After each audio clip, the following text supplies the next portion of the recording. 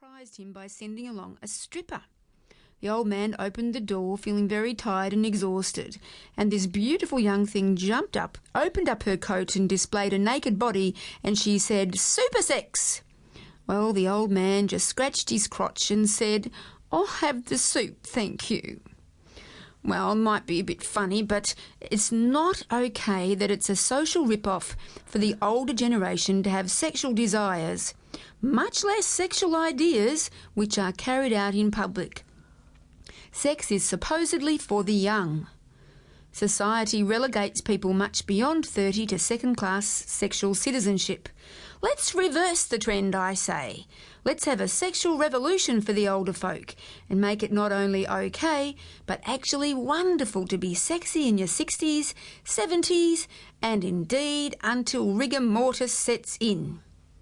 Thank goodness the media occasionally make it all right for the older generation to at least be in love.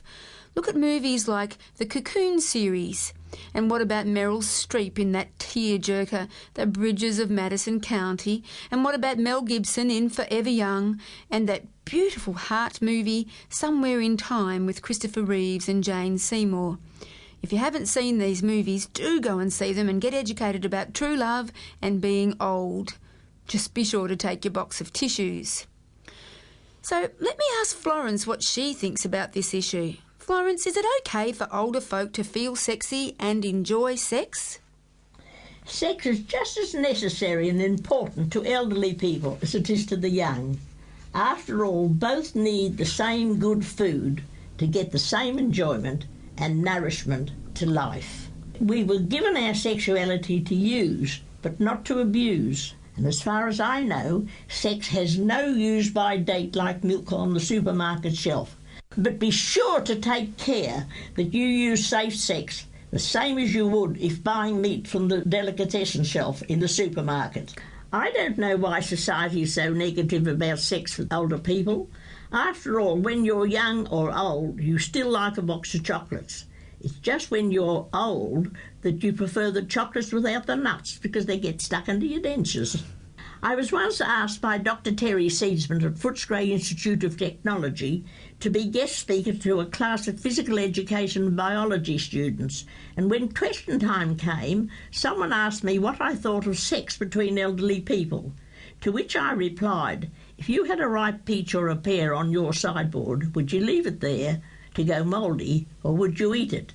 And I left them wondering whether I'm a mouldy peach or just someone having a nibble at me. In my work as a sex therapist, I've certainly seen a wide range of issues which related to sex for older people. There was a very sad widow who at 62 was grieving for her dead husband. They'd had a wonderfully fulfilling marriage which included a rich and rewarding sex life. Now, Margaret was mortified to find that she was having hot sexual thoughts, and she wanted reassurance that this was normal and that she wasn't betraying the memory of her dear Tom. Margaret had to come to terms with that aching feeling of emptiness which comes after a loss of consistent physical affection in a relationship. The term we commonly give this is skin hunger. Then there was Martin, who at 58 was curious about sexual practices which his wife Beryl had never been interested in.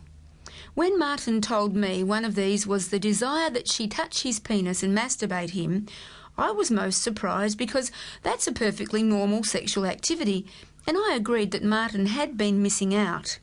But I had to take it very carefully with Beryl, though, because she was very resistant to expanding her sexual repertoire and angry that Martin had dobbed her in to a therapist. Martin didn't mean to dob her in fact, he was very apologetic and didn't mean to hurt her at all, but he was just at the end of his tether.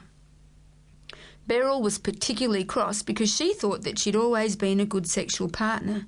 She'd always had intercourse when Martin expected it and she never knocked him back. The only trouble was Beryl was just going through the motions. Martin wanted her to want him and touch him and kiss him all over. I have to tell you that this wasn't an easy case, but gradually with counselling, Beryl warmed up and finally began to masturbate Martin, as you can imagine, to his intense delight. And I remember learning about the scarcity of males to older females.